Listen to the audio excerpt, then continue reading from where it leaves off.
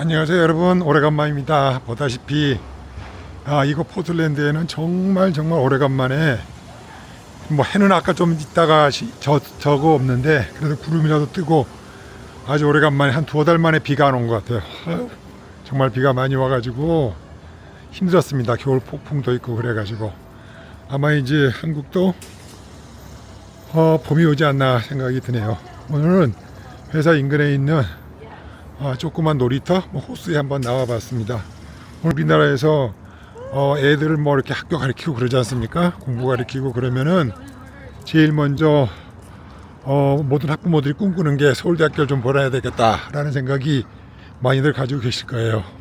근데 그런 것들이 이제 얼마나 우리가 객관화해가지고 좀 보게 되면은 너무나 창피하고 부끄러운 목표 설정이 아닐까 싶습니다. 간단하게 얘기해서 개뿔도 없는 서울대학교죠. 오늘 그 얘기를 좀 한번 여러분들과 함께 나눠보고자 합니다. 먼저 개인적인 생각보다는 몇 가지 근거 데이터를 갖고 이제 얘기를 해보면은, 첫 번째, 우리 여러분 아시다시피 학원 보내고 애들 그냥 셋된 말로 그냥 중학교부터 시작을 해서 고등학교 그리고 몇 수까지 하면서 조조되지 않습니까? 그래서 서울대학교라도 좀 보내보면은 애가 권세도 좀 가지고 돈도 좀 벌고 결혼도 좀 잘해보고 뭐 이런, 모르겠습니다. 보통 통상적으로 이제 그런 심정을 가지고 애들을 많은 투자를 하고 기대를 가지고 하지 않나 싶은 생각이 듭니다만은, 우리나라에는 좀 몇 가지 많이들 공감들 하고 계실까 모르겠네. 이 공부를 아주 엄청나게 열심히 시키죠. 머리는 반질반질하게 참 애들이 잘하는 것 같아요, 내가 봐도. 근데 지금 뭔가 결론적인 면에서 결과적으로 그렇게 합당한 결론이 나오지 않고 있는데, 일단 먼저 한국의 서울대학교를 위시를 해가지고 몇몇 대학교가 글로벌 위상이라고 그럴까요?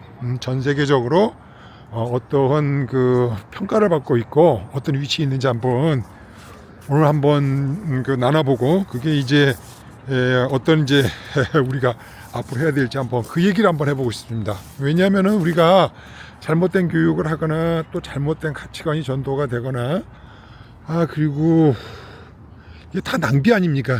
헛발질하면은. 그래서 이게 전부 나중에 이제 쌓여가지고 국가의 커다란 우리 민족과 국가에 정말 안타까운 일이 벌어질 수도 있을 것 같다는 그런 또 좀 색다른 관점에서 여러분들과 오늘 함께 얘기를 해보고자 합니다. 자, 여러분들이 혹시 첫 번째로 우리 대학교의 한번 위상을 한번 좀 돌이켜 볼게요. 세계적으로 대학교를 평가하는 기관들이 이제 한 서너 개가 있어요. 그 중에서 이제 50년이 넘도록 아주 정평 있는 언론사가 있죠. 여러분이 혹시 들어보셨는지 모르겠습니다만은 US News and World Report라고 하는 이 잡지사가 있습니다. 거기에서 아주 벌써 거의 50년 가까이 됐나, 상당히 오랫동안 2000여 개의 전 세계 학교들을 연구 논문, 그 다음에 교수와 학생 대비 이런 거, 학교 시설, 하여튼 다양한 방면에서 각 전공 분야별로 공평하게 어떤 잣대를 대서 한 다음에 그거를 기준으로 해가지고 각 개별 학부나 학과의 어떤 뭐라고 할까, 역량들을 평가한 다음에 전체적으로 종합 학교에 점수를 매기고 그거를 전 세계 또 그리고 각 지역마다 랭킹을 매겨서 1년에 한 번씩 발표를 해요. 그래서 제가 이제 한번 얼마 전에 이제 발표가 돼서 한번 이제 찾아봤죠. 여러분이 이제 서울대학교가 아마 일단 전 세계적으로 몇 등 정도 할 것 같아요. 여러분들 마음 가운데 아마 딱 들어오는 게 옥스퍼드 대학이나 케임브리지 영국에, 그리고 미국의 MIT, 하버드, 스탠포드, 유명한 대학들 하도 많이 들어보셨으니까 마음에 오지 않을까 생각이 드는데, 그럼 과연 서울대학교는 그 위치가 어디쯤 있을까요? 제가 랭킹을 발표할게요. 전 세계적으로 랭킹이 129등입니다. 그래도 제 생각 밖으로는 꽤 상위권에 좀 있어요. 우리나라에서 넘버원 학교가 전 세계에서는 129등입니다. 근데 이제 뭐 그건 또 그렇다 쳐. 이 아시아에서 그러면 몇 등 할까요? 자, 뭐 전 세계적인 워낙 우리가 뭐 네임이 있는 학교들이 기라상 같이 있으니까 또 치더라도 그러면 아시아에서는 몇 등을 할까요? 여러분 개수 한번 추측해 보세요. 한 5등 안에 들까? 아니면 2등 안에 들까? 10등 안에 들까? 한 50등쯤 될까 아시아에서? 생각을 해봤을 때 찾아보니까 서울대학교는 아시아권역에서는 20등을 하고 있습니다. 자, 우리가 살고 있는 이웃 나라들에서 서울대학교가 20이에요. 사태말로 족같네. 죄송합니다. 그리고 이제 그 뒤를 이어가지고 우리나라에서 이제 2등인 학교가 이제 성대예요. 성대. 성균관대학이 이제 삼성에서 이제 투자를 한 지 좀 오래됐나? 그래가지고 이제 연구도 많이 하고 이제 그게 있어서 그런지 이제 레벨이 많이 올라왔습니다. 성대 같은 경우는 213등이에요. 전 세계에서. 와, 뭐 많이 올라갔죠. 뭐 기대 밖에요. 그리고 이제 아시아에서는 서울대학교 뒤이어서 45위에 랭킹이 되어 있습니다. 우리나라 두 번째 학술이나 여러 가지 우리가 인기 뭐 그런 거 말고 이제 아주 정량적이고 정성적이고 객관적으로 평가를 했을 때 성대가 2위를 마킹을 하고 있습니다. 아주 놀라운 발전이 아니었는가 저도 깜짝 놀랐어요. 자, 그리고 이제 3등이 고대입니다. 그 뒤를 이어서 전 세계 290등 그리고 아시아에서 52번째로 괜찮은 대학으로 평가를 받고 있습니다. 그리고 이저 고전 또 카이스트가 있구나. 카이스트는 282등이고 그래요. 그래서 뭐 카이스트나 고대나 연대는 이제 291이고 그래서 뭐 세 학교가 딱 거기 졸졸이 서 있어요. 그러니까 서울대학교는 하고는 격차가 좀 나지만은 2등, 3등, 4등 그룹들은 뭐 되게 거기가 얼망졸망 몰려 있습니다. 그래서 전반적으로 봤을 때 딱 평균치를 내면은 우리나라 대학교 5등급에 드는 5등분에 드는 대학교들은 대개 전 세계적으로 한 250위권 내에 있다. 서울대학을 좀 줄이고 다른 대학 올려서 그 정도 돼요. 아시아권에서는 대개 뭐 한 40위권 정도가 우리나라 그 5위권에 있는 대학들이 포진해 있다. 뭐 이렇게 보면 될 것 같습니다. 참 형편없죠. 근데 이제 저는 궁금한 게 뭐 세계적인 또 랭킹은 또 뭐 그렇다 쳐. 세계적인 랭킹은 그렇다 치는데 도대체 그러면은 아시아에서 최고 대학은 어딘가를 봤어요. 우리가 이제 약간 곁다리긴 합니다만은 인터넷에 보면은 중국 사람들도 한국 참 되게 싫어한다. 뭐 이런 어떤 뭐라 그럴까 편견을 많이 심어주고 또 우리나라 사람들도 그 떼놈들이라고 해가지고 되게 예의 없고 시끄럽고 그다음에 무질서하고 짝퉁의 대국이고 뭐 등등등 이렇게 이제 많이들 얘기를 하고 있습니다. 사실 그렇지만은 17억 인구 중에 뭐 도둑놈도 있고 별놈들 많이 있죠. 뭐 계란도 가짜로 만들어내는 동네다 보니까 그럴 것 같아요. 자, 그러면은 제가 여기서 포인트를 하고 있는 게 그럼 중국 사람들이 우리나라 사람들을 왜 개무시하냐? 걔네들 그런 게 있어요. 그런 가운데 이런 게 객관성이 있는 게 일단 한국 사람들은 뻥새가 심하다. 뭐 없는 데 있는 척 한다. 라고 하는 것들이 은연중에 깔려 있고 중국이지 않습니까? 나라 이름대로 자기네가 우주의 가운데 있는 나라다. 이런 좀 대국주의적이랄까요? 이런 것들이 있지만은 실상 우리가 말을 못하는 게 아시아에서 제1위권 학교가 어디냐면 칭화대학. 이에요. 넘버 원이에요. 그건 이 대학은 뭐 거의 세계에서 뭐 9등, 뭐 이렇게 뭐 8등 이렇게 할 정도로 순위가 굉장히 높은 대학입니다. 그러면은 아시아 20위권 중에서 그러면은 중국이 몇 개가 있느냐? 중국 본토에 있는 게 9개. 서울대학교 앞에 있는 게. 그 다음에 이제 아시아에 또 좋은 게 이제 싱가포르 국립대학이 있죠. 거기에 싱가포르 국립대학이 있고 또 닌야인가 약간 중국식 발음의 또 학교도 있어요. 그래서 싱가포르이 작은 5천유로 시작한 CD 국가죠. 시로 된 국가이긴 한데 아시아에서 2등, 3등의 포지셔닝을 갖고 있습니다. 그래서 잘 살죠. 작고 부유한 국가이죠. 사우디아라비아가 서울대학교 한 2군데 정도 국립대학을 운영하고 있고요. 그리고 이것도 놀라운 일인데 우리가 홍콩 조그맣지 않습니까? 중국 곁에 있는 홍콩에도 서울대학교보다 더 월등히 하이랭킹에 있는 대학교가 4개가 있습니다. 놀라운 일이죠. 그리고 이제 일본은 한 개가 있어요. 동경제국대학인가. 그래서 서울대학교다 난 대학교 앞에 있는 것들이 이제 이렇게 중국이 이제 9개인데 우리가 뭐 홍콩이나 마카오 같은 거 다 더하게 되면은 거의 중국이 독식을 하고 있는 셈입니다. 서울대학교 앞자리에서 할 말이 없죠. 객관적인 평가고 그렇습니다. 그래서 좀 자세히 들여다 보니까 그러면 서울대학교에서는 그러면 전 세계적으로 뭐 어떤 분야에서 우리가 리더십을 갖고 있다고 볼 수 있느냐 하고 제가 한번 좀 면밀히 들여다 봤더니 참 불행하게도 제가 공부했던 뭐 통신이라든지 뭐 전자나 컴퓨터 사회 같은 거는 등수에도 없어. 예전에 저 다닐 때만 해도 서울대 전자과나 전기과로 들어가면은 잘 들어갔다 이렇게 얘기를 했었었는데 없어. 그리고 이제 보면은 농업과학 한번 제가 쭉 보려볼게요. 그 다음에 생물학, 생화학, 화학공학, 식품공학, 재료공학, 기계공학, 미생물학, 분자생물학, 나노과학, 신경과학, 그리고 optics, 광학, 그 다음에 감염학, 양리학, 물리화학, 그 다음에 우주과학, 그 다음에 이제 수술 잘하기도 의대에서 이제 수술 잘하니까 이런 정도들이 들어가 있어요. 그러다 보니까 대충 보면은 요즘에 뭐 한국에서 서울대학교 법대를 보면은 다 이제 권세, 세도, 뭐 권력, 뭐 변호사, 뭐 이제 판사 이런 거 좋아하잖아요, 그죠? 그런 거를 먹고 살고 권세 잡고 하기 위해서 학교를 보내지만은 이 US 뉴스 월드 리포트에서 하는 거는 얼마나 학술적인 어드밴스가 있느냐를 체크하는 거예요. 이게 지금 제가 불러드리는 거 100위 안에 전 세계 그래도 100등 정도에 들어가 있는 연구 분야예요.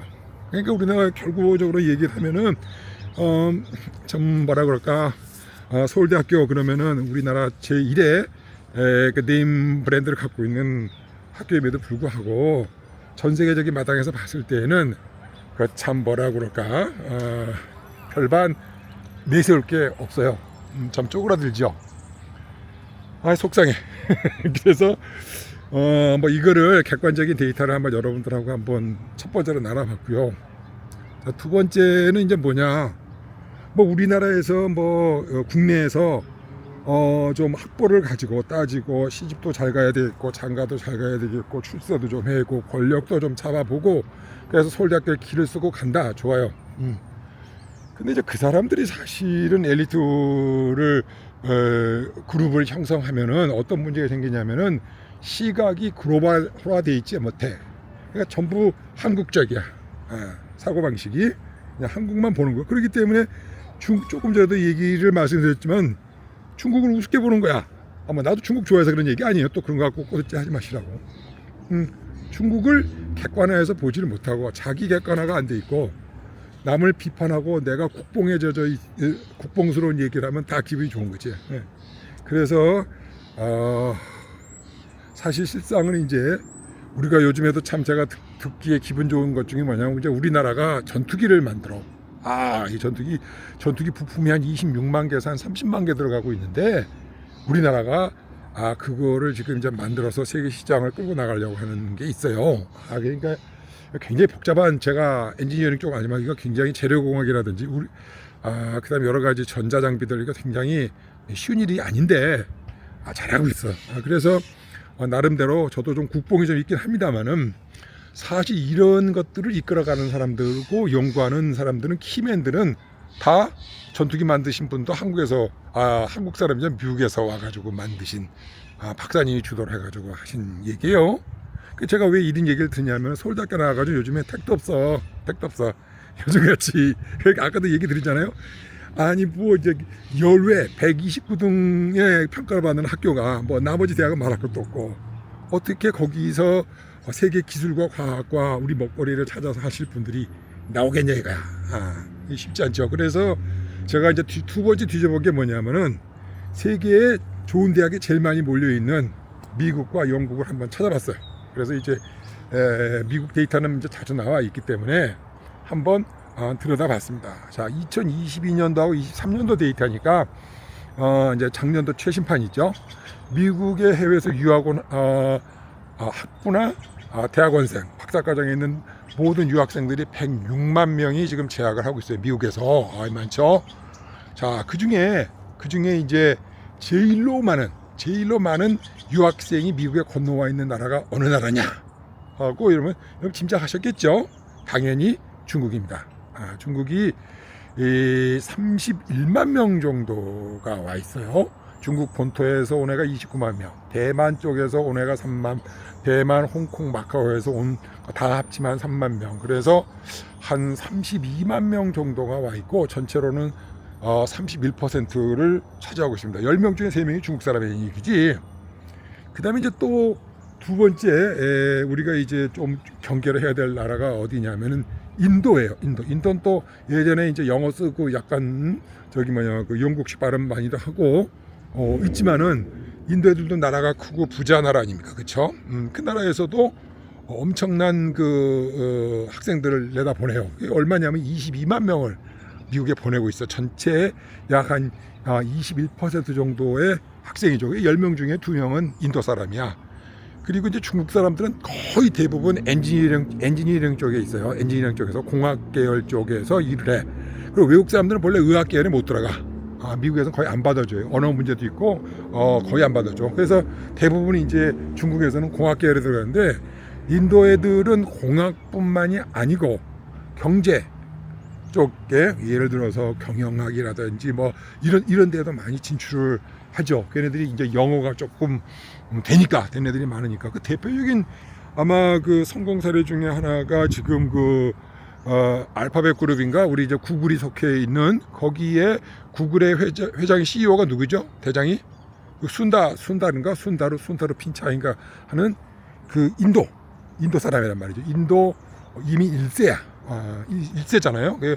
맨 처음에 이제 어디냐 그 스탠포드 대학에 와가지고 마스터를 하고 또 그 다음에 이제 유펜이라고 있어요. 유니버시티 펜실베니아 와튼 스쿨이라고 아주 유명한 경영학으로 보면은 세계 한 2, 3위 정도는 될 거야. 그죠? 뭐 켈로그라든지 와튼 스쿨이라든지 이제 경영학 잘하는 데가 있어요. 거기에서 MBA를 이제 하고 출세가도로 올라가지고 구글에 지금 CEO가 돼가지고 있죠. 그래서 이제 인도 사람들이 이 미국에 이렇게 진출하신 분들이 많아요.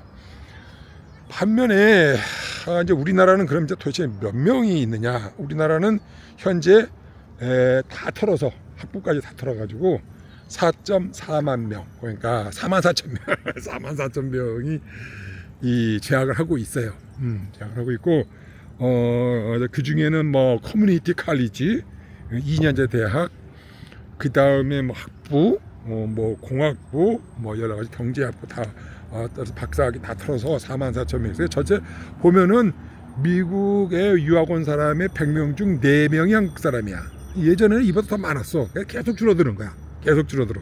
자, 이제 이 중에서 여기서 대부분 사람들은 미국에 이제 이민을 학부와서 이제 마스터를 갖고 있으면은 예를 들어서 그러니까 매스메릭이라든지 사이언스, 테크놀로지 이제 이쪽에 공부하는 사람들은 미국에서 이제 인재 유입을 하기 위해서 베너핏이 많아요. 이민에. 그래서 이제 그쪽 부분에 이제 공부를 해가지고 영주권을 따고 자리를 잡고 취업을 하려고 하시는 분들이 많아.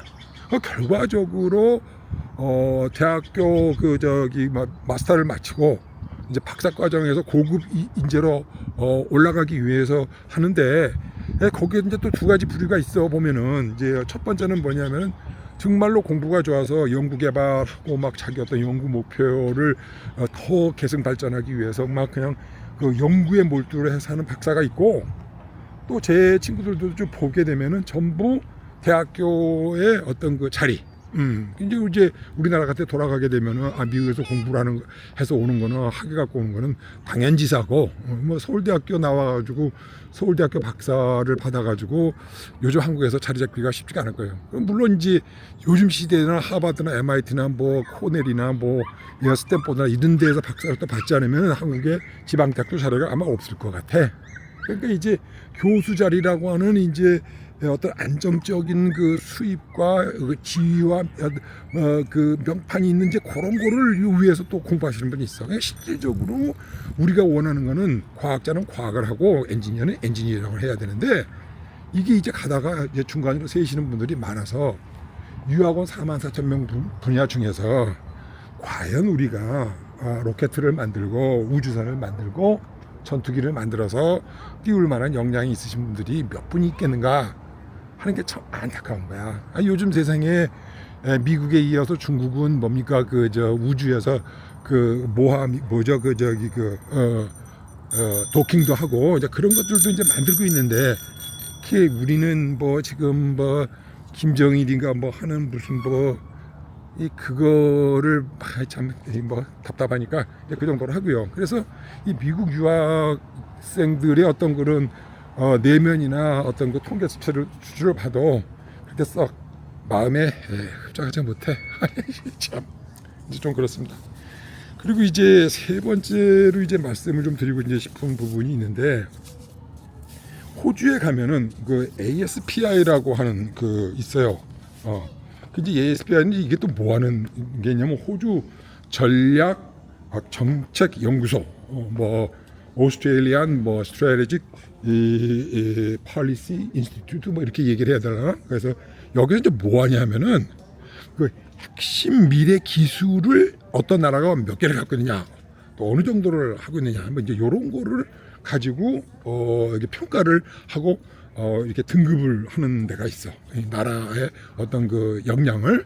물론 우리가 보면 되게 뭐 GDP가 얼마다. 우리는 GDP로 보면은 전 세계 13인가 14인가 그래.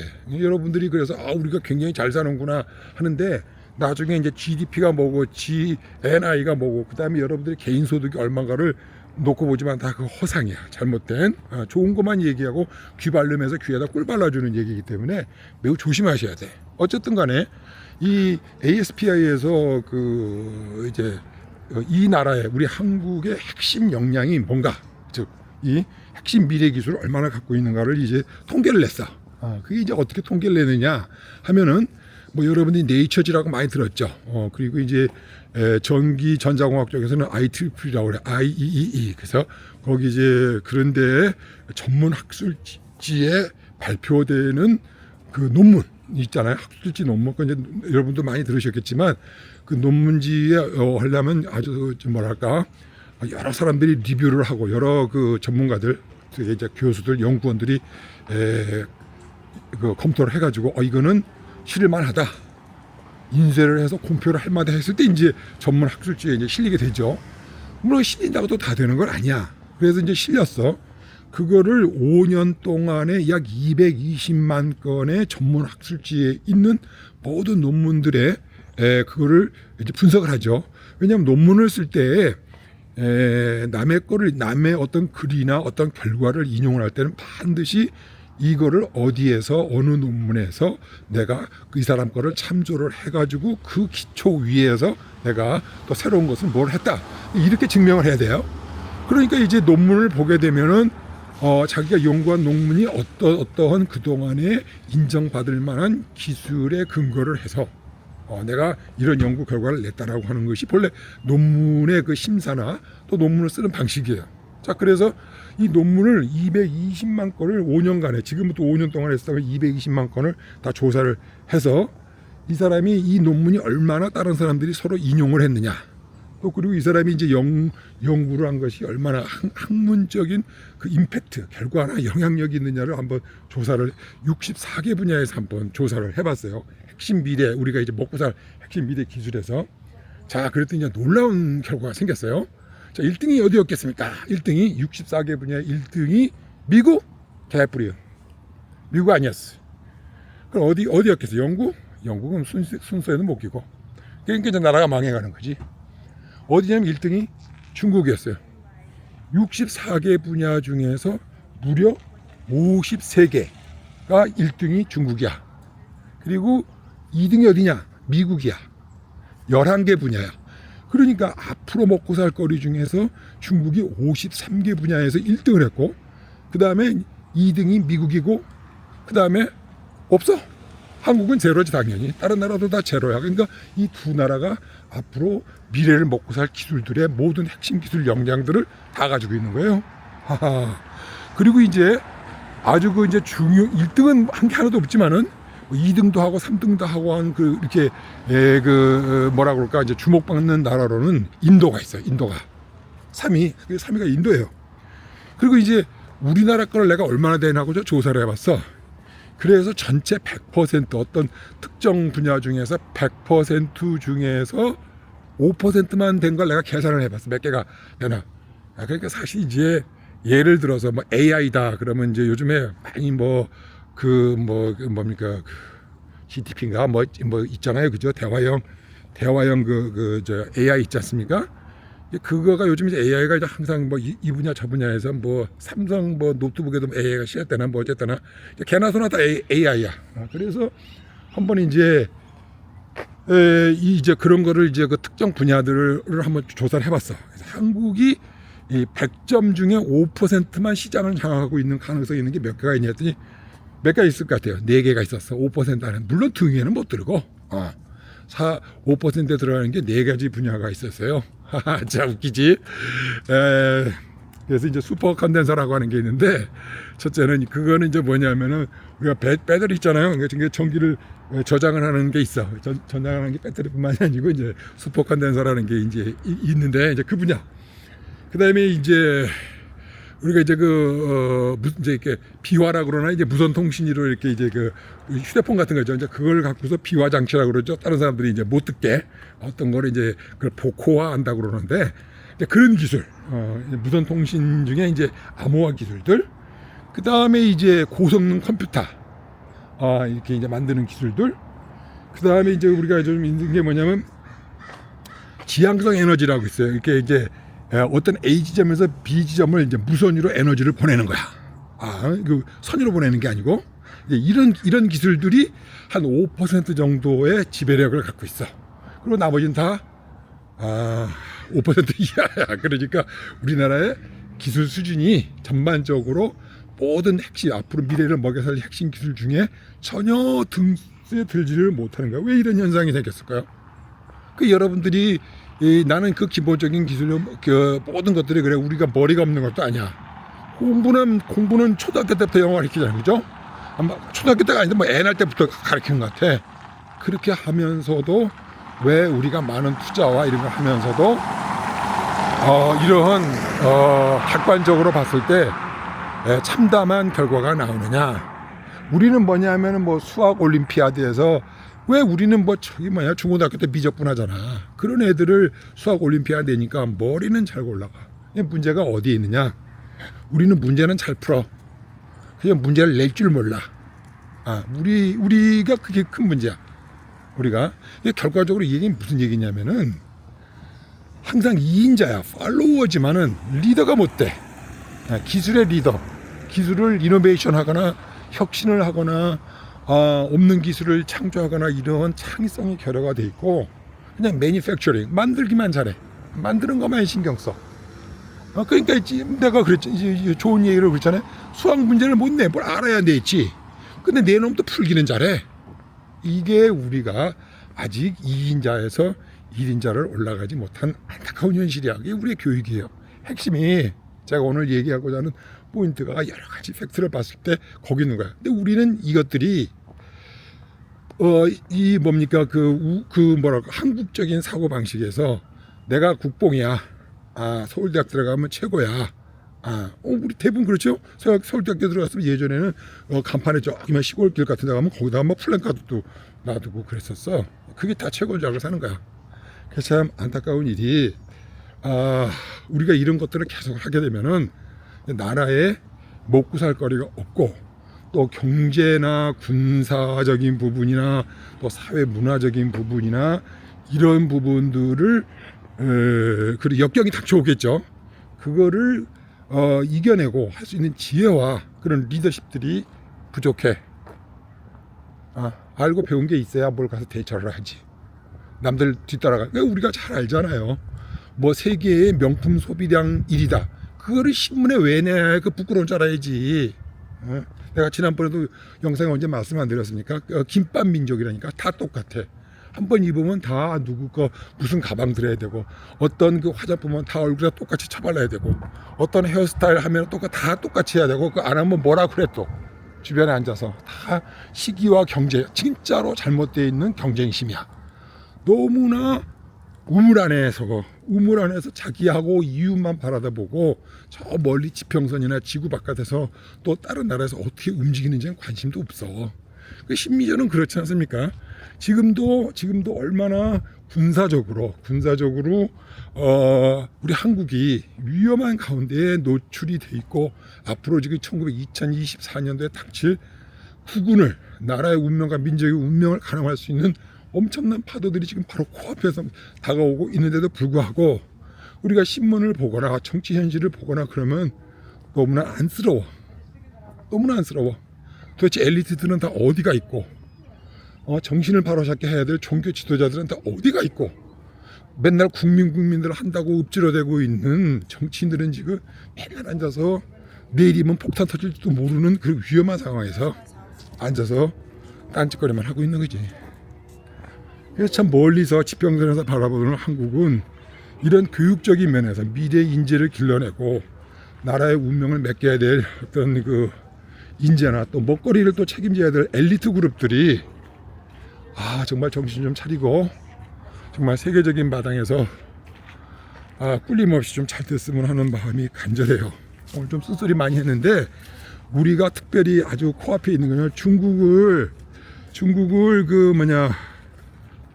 뭐라 그러지, 떼놈이라고 우리가 비웃을게 못돼. 중국 놈들은 우리한테 엽전이라 그래. 이랬다 저랬다 한 푼에 엽전이라는 게 돈 한 푼 아니야, 그죠? 거기에 뒤집었다 엎었다 하는 게 우리 민족이야. 그래서 이제 예전에 일본 애들도 그렇고 중국 애들도 그렇고 다 그렇게 말은 안 해도 내심 비웃죠. 우리가 요즘에 뭐 보게 되면은 한국 드라마다, 그 드라마값 말이지, 또 보게 되면은 배우가 몇십억 달라 그래가지고 되네 안 되네 쌈질하고 자빠졌고, BTS가 걔네들은 다 그냥 춤꾼이라니까. 예전에 놔두고 있을 때 CCR이라고 있어. 크리어 워러 리바이벌인가 통기타 치고 잘하던 애들이 있어. 비틀즈도 있었지. 가면 얼마나 가. 다 왔다 지나가는 바람들이야. 그거 갖고 나라가 흥황할 수는 없는 거예요. 물론 그거를 이용해서 더 우리가 진보하고 내실 있게 커야 되는데, 멀리 바다에서 지평선 너머에서 보는 한국 너무나 안타깝습니다. 여러분, 제가 답답했던 거, 이 교육 분야에 대해서 오늘 좀 얘기를 해봤어요. 그리고 혹여 또 기회가 나면은 우리가 군사적인 부분에서 우리나라의 안보죠. 그런 데 대해서 또 안타까운 면이 있지. 그냥 오늘 그냥 뇌피셜이라고 그랬어요. 나 이거 처음 배웠어. 뭐 해괴망측한 말들은 많이 써. 뇌피셜이 뭐야, 뇌피셜. 뭐 무슨 썰 푼다고 하나? 아이고, 나 모르겠지만은 자전에 그 멋진 한글도 좀 잘 보존하고 이쁘게 씁시다. 그리고 여러분들도 교육을 아이들을 시키고 손자들을 갖고 있더라도 바르고 원대하고 크게 키우시기를 바라고, 나라와 민족을 위해서 쓸만한 인재로 쓰실 수 있기를 바라요. 한 번 사는 인생인데 좀 멋지고 화려하고, 그리고 참 남들 보기에 또 역사의 기록에 남을 수 있는 인물들이 많이 나왔으면 좋겠습니다. 오늘은 여기까지 하기로 하고요. 안녕히 계세요. 또 다음에 영상을 뵙겠습니다.